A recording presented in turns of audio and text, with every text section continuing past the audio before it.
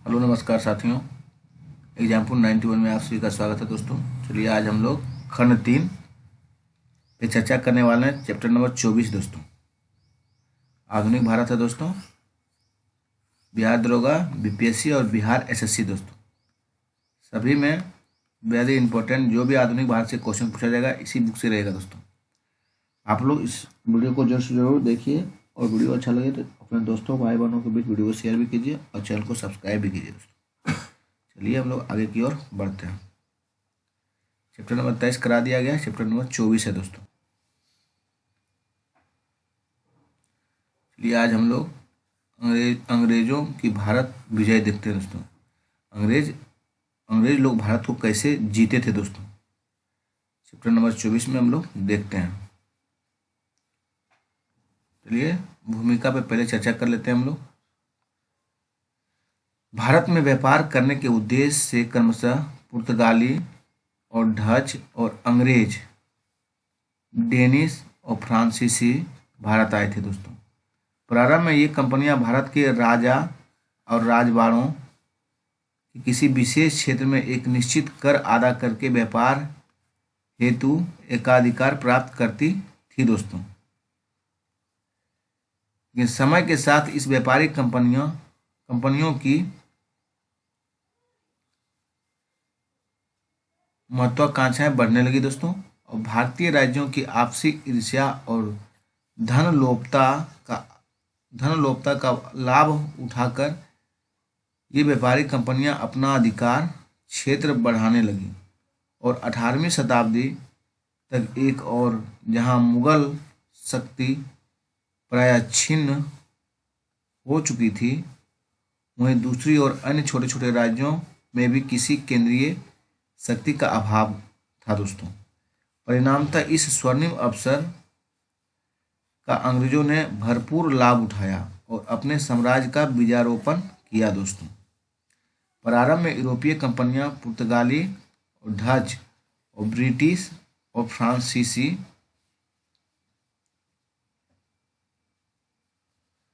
के बीच व्यापारिक एकाधिकार प्राप्त करने के उद्देश्य से एक चतुर्भुजी संघर्ष हुआ। अंततः इस संघर्ष में अंग्रेजों को सफलता मिली। चतुर्भुजी संघर्ष में सफल होने के बाद अंग्रेजों ने भारतीय राज्यों को क्रमशः बंगाल और मैसूर और मराठा और सिख आदि को जीतना प्रारंभ किया। 1857 तक अपनी रणनीति और युद्धों से अंग्रेजों ने संपूर्ण भारत पर अधिकार कर लिया दोस्तों। यूरोपीय कंपनियों के बीच संपन्न देखिए, यूरोपीय कंपनियों के बीच संघर्ष, अंग्ल भारतीय संघर्ष। चलिए देखते हैं हम लोग। अंग्ल भारतीय नहीं, सॉरी दोस्तों, अंग्ल फ्रांसीसी संघर्ष पहले हुआ। भारत आने वाले यूरोपीय कंपनियों में पुर्तगाली व डच कंपनियां जहां व्यापारिक व राजनीतिक प्रतिस्पर्धा में पहले ही परास्त हो गए थे, वहीं डेनिश कंपनी 1745 तक अपनी सारी संपत्ति ब्रिटिश ईस्ट इंडिया कंपनी को बेचकर भारत से चली गई। अब ब्रिटिश और फ्रेंच कंपनियां ही भारत में प्रमुख व्यापारिक कंपनियां थीं जिसके पास पर्याप्त व्यापारिक एकाधिकार थे। अंततः दोनों कंपनियों में व्यापारिक प्रतिस्पर्धा और राजनीतिक संघर्ष होना स्वाभाविक था दोस्तों। इन प्रतिस्पर्धाओं के चलते दोनों कंपनियों के मध्य 3 युद्ध हुए जिन्हें कर्नाटक युद्ध के नाम से भी जाना जाता है। इस अंग्ल फ्रांसीसी संघर्ष अंततः अंग्रेजों को सफलता प्राप्त हुई दोस्तों। चलिए हम लोग आगे देखते हैं। प्रथम कर्नाटक युद्ध 1746 से 48 दोस्तों। इस युद्ध में सेंट टोमे का युद्ध भी कहा जाता है। इस युद्ध को क्या कहा जाता है? सेंट टोमे का युद्ध दोस्तों। चलिए हम लोग आगे चलते हैं। इस युद्ध की पृष्ठभूमि यूरोप में दोनों शक्तियों फ्रांस और ब्रिटेन के मध्य लड़े गए ऑस्ट्रिया के उत्तराधिकारी के युद्ध से ही तैयार हो गई थी दोस्तों। यूरोप में फ्रांस और ब्रिटेन एक दूसरे के विरोधी थे, जिसका प्रभाव भारत पर भी पड़ा दोस्तों। नेक्स्ट देखिए, प्रथम कर्नाटक युद्ध प्रारंभ होने का तत्कालीन कारण एक अंग्रेज अधिकारी कैप्टन बार्नेट द्वारा कुछ फ्रांसीसी जहाज़ों पर कब्जा कर लेना था दोस्तों।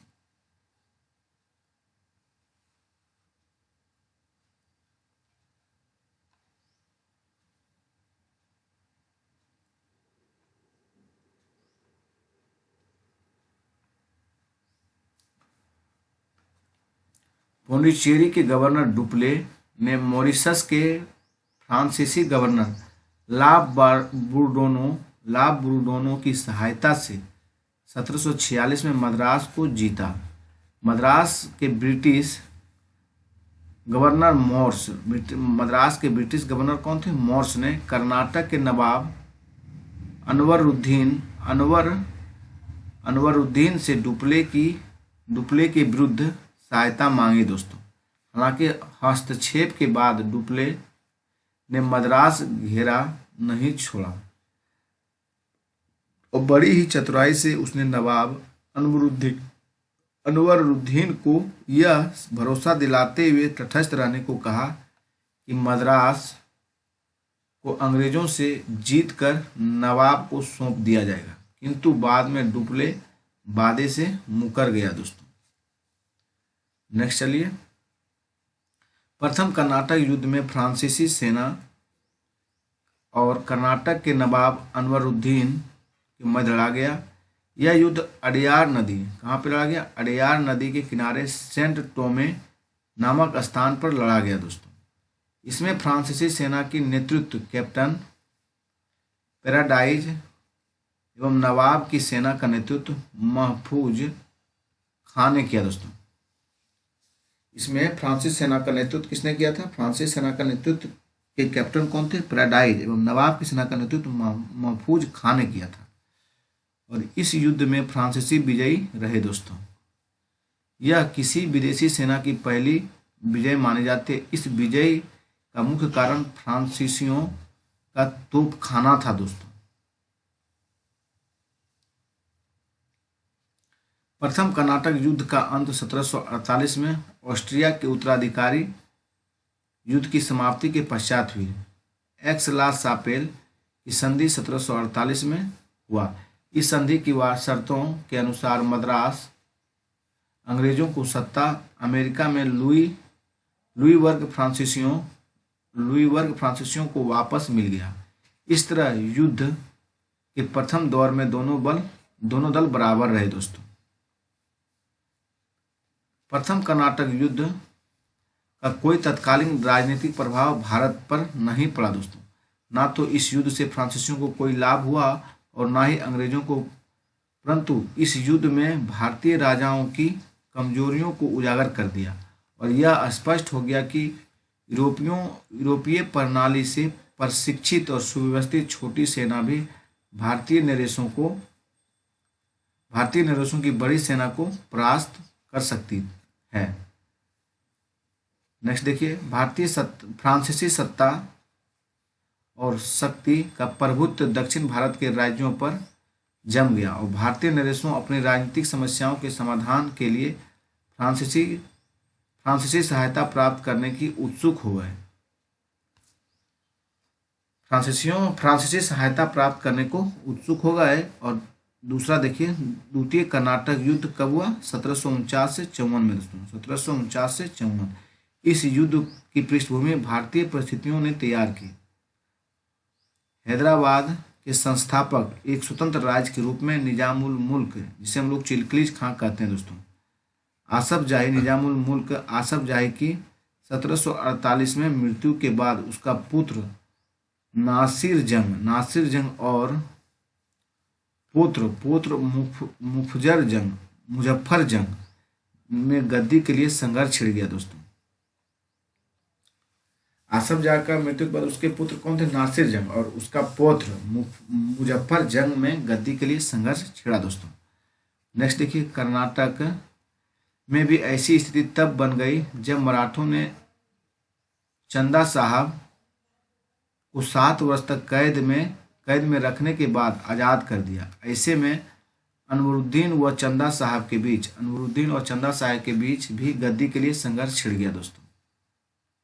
चलिए हम लोग नेक्स्ट चलते हैं।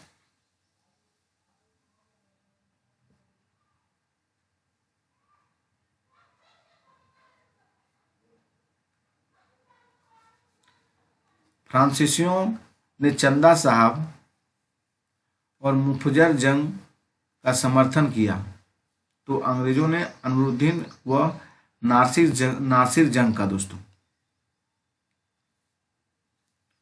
नेक्स्ट देखिए 1749 में अंबर के युद्ध में अनवरुद्दीन मारा गया तथा उसके बेटे मोहम्मद अली ने त्रिचिनापल्ली यानी तिरुचिरापल्ली में शरण ले ली दोस्तों।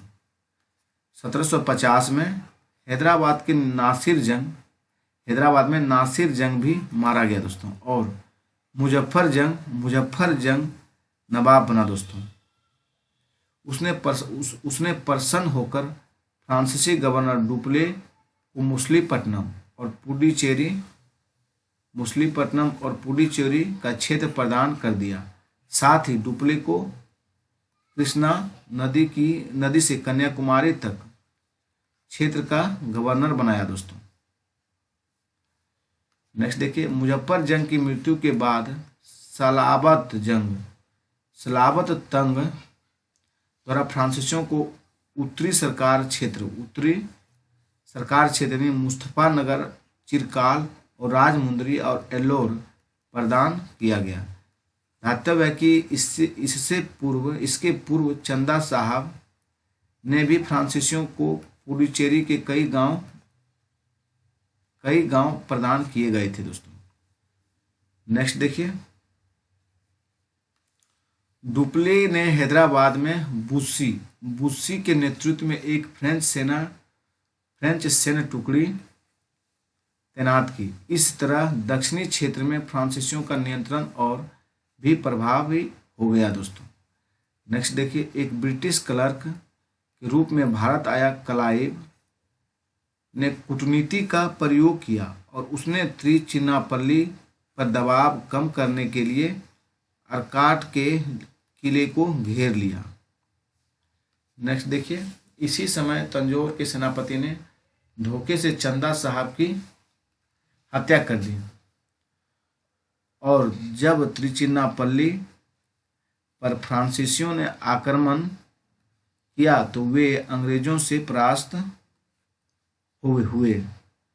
इसी समय फ्रांसीसी सरकार द्वारा डुप्ले को वापस बुला लिया गया और गोडेहियो को फ्रांसीसियों का अगला गवर्नर गोडेहियो को पोंडिचेरी का अगला गवर्नर बनाकर भारत भेजा गया दोस्तों। नेक्स्ट देखिए गोडेहियो के प्रयासों से अंग्रेजी कंपनी के साथ 1754 में पोंडिचेरी की संधि हुई।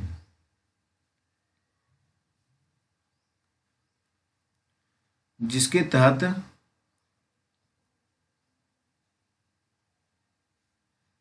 तहत दोनों पक्ष युद्ध विराम पर सहमत हुए।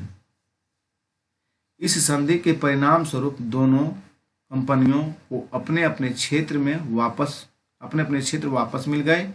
अंग्रेजों के समर्थक मोहम्मद अली को कर्नाटक का नवाब बनाया गया। इस संधि में दोनों कंपनियों ने भारतीय नरेशों के झगड़ों में हस्तक्षेप ना करने का वादा किया दोस्तों।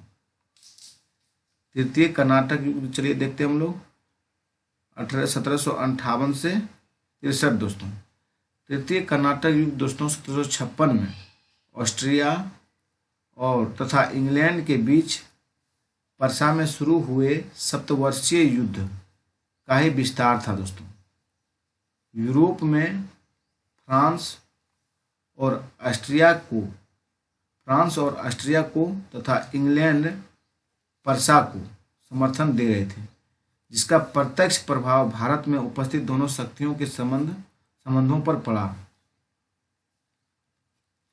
तृतीय कर्नाटक युद्ध का तत्कालीन कारणों फ्रांस की सरकार द्वारा काउंट डी लाली को भारत के संपूर्ण फ्रांसीसी क्षेत्र के सैनिक एवं असैनिक अधिकारों को प्रदान किया जाना था। 1758 में लाली ने फोर्ट सेंट डेविड पर नियंत्रण स्थापित कर लिया। हालांकि तंजौर पर अधिकार करने में वह असफल रहा। लाली ने युद्ध में अपनी स्थिति मजबूत करने के लिए बुस्सी को हैदराबाद से वापस बुला लिया, जो कालांतर में उसकी एक रणनीति भूल साबित हुई दोस्तों।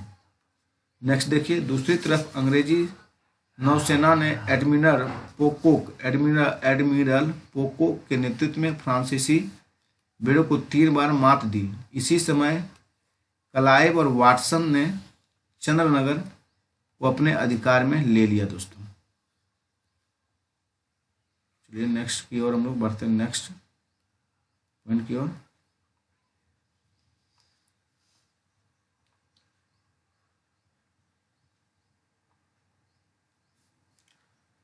(1760) में अंग्रेजी सेनानायक सर आयरकूट के नेतृत्व में वांडीवास का युद्ध हुआ और 22 जनवरी 1760 को हुआ दोस्तों, जिसमें फ्रांसीसियों की हार हुई। अंग्रेजों ने बुस्सी को कैद कर लिया तथा 1761 में पौंडीचेरी पर अपना नियंत्रण स्थापित करने के बाद माहे और जिंजी पर भी उन्होंने कब्जा कर लिया। नेक्स्ट देखिए, तृतीय कर्नाटक युद्ध दोस्तों। तृतीय कर्नाटक युद्ध का अंत सन 1763 में पेरिस की संधि से हुई दोस्तों।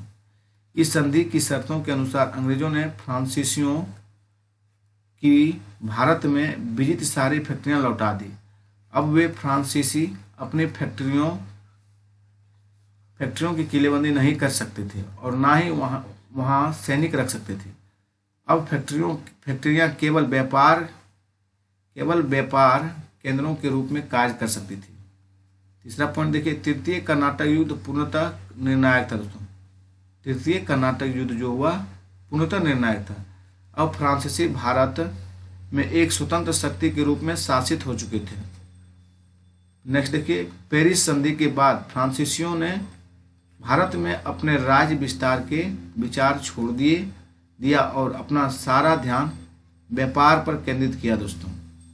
पेरिस संधि ने भारत में फ्रांसीसी साम्राज्य की डुप्ले द्वारा रखी मजबूत नींव उखाड़ फेंका दोस्तों।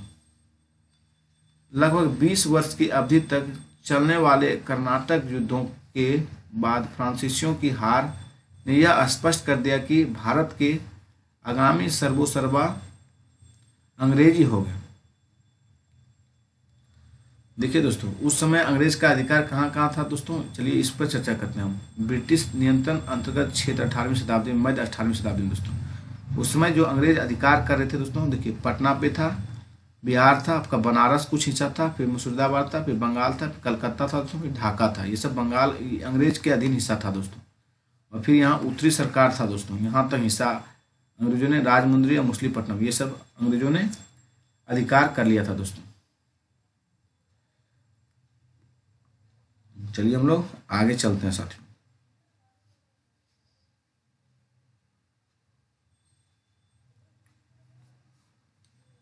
अंग्रेजों की सफलता और फ्रांसीसियों की असफलता के कारण देखिए। फ्रेंच कंपनी जहां राजकीय संरक्षण और शासकीय सहायता पर निर्भर थी, वहीं ब्रिटिश कंपनी एक गैर सरकारी संस्था थी। वह ब्रिटिश सरकार के नियंत्रण से मुक्त थी दोस्तों।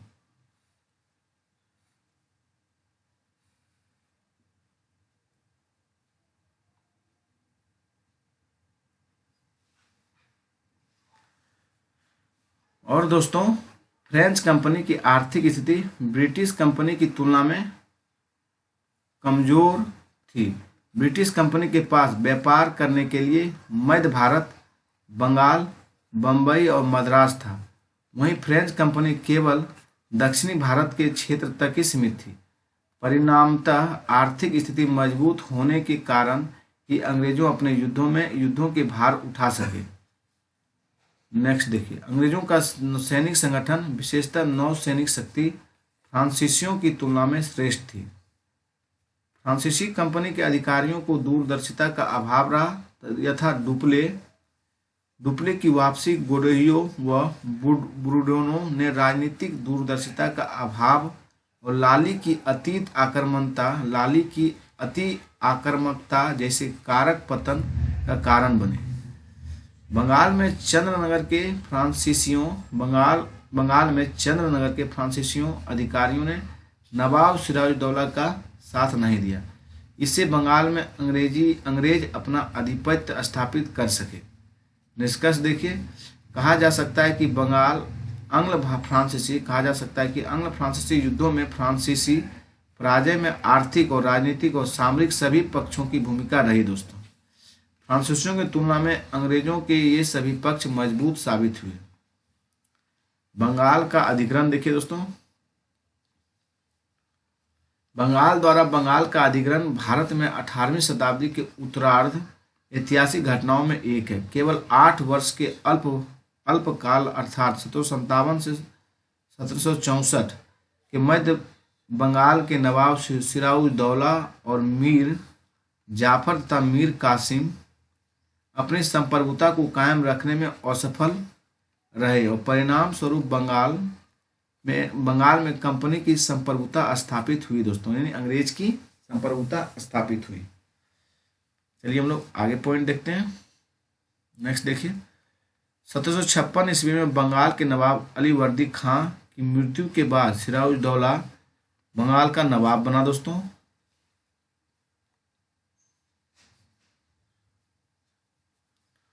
और बंगाल के नवाबों एवं अंग्रेजों के मध्य संघर्ष का प्रमुख कारण 1717 में मुगल बादशाह फर्रुखसियर द्वारा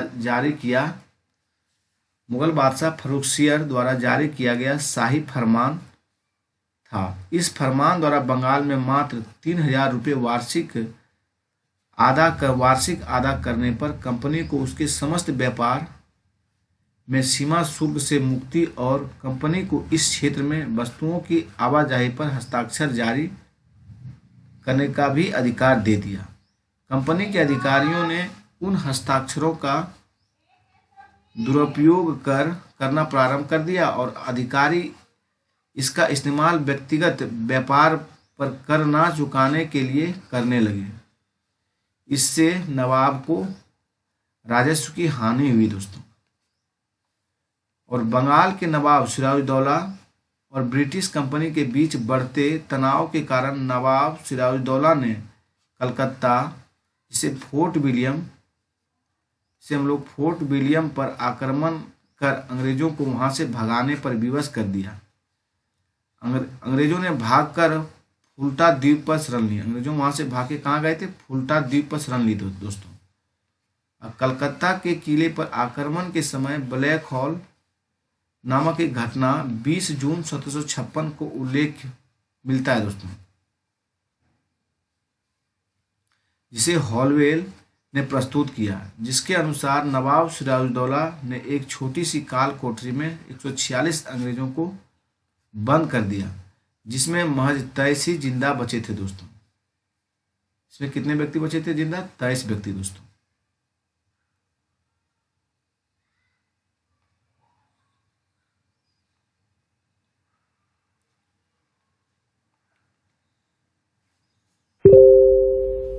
नवाब सिराजुद्दौला ने मानिक चंद को कलकत्ता का प्रभारी बनाया। दोस्तों, और इसका नाम बदलकर अलीनगर रख दिया। दोस्तों, लेकिन मानिक चंद ने रिश्वत लेकर किला अंग्रेजों को सौंप दिया। दोस्तों, क्लाइव द्वारा फ्रांसीसी बस्ती चंद्रनगर पर विजय के उपरांत बंगाल में अंग्रेजों की स्थिति और मजबूत हो गई। अंततः सिराजुद्दौला को अलीनगर की संधि फरवरी 1757 के लिए विवश होना पड़ा।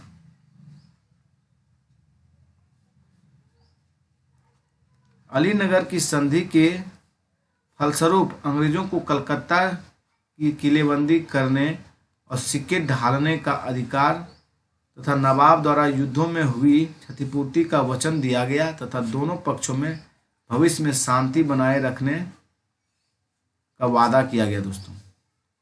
नेक्स्ट देखिए, कालांतर में नवाब सिराजुद्दौला की सत्ता पर कमजोर पकड़ एवं ढुलमुल नीति से प्रोत्साहित होकर अंग्रेजों ने बंगाल की गद्दी पर एक ऐसा नवाब को बैठाने का निश्चय किया जिसे आसानी से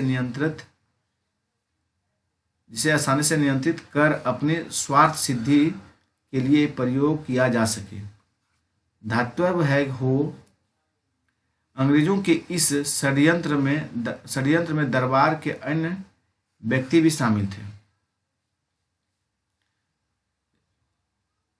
यथा पूर्णिया के नवाब शौकत जंग इसमें शामिल थे और सिराजुद्दौला की मौसी घसीटी बेगम और मीर जाफर, राय दुर्लभ और जगत सेठ, मानिक चंद और खादिम खान और आमी चंद अंग्रेजों और दरबारियों के द्वारा रचे गए इस षड्यंत्रों में कासिम बाजार के प्रमुख वाटसन की भूमिका अहम थी दोस्तों।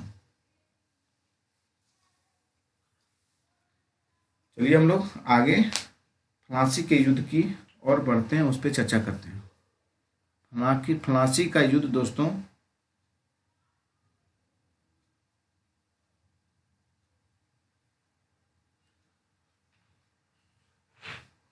फ्रांसी का युद्ध 27 जून 1757 को हुआ था।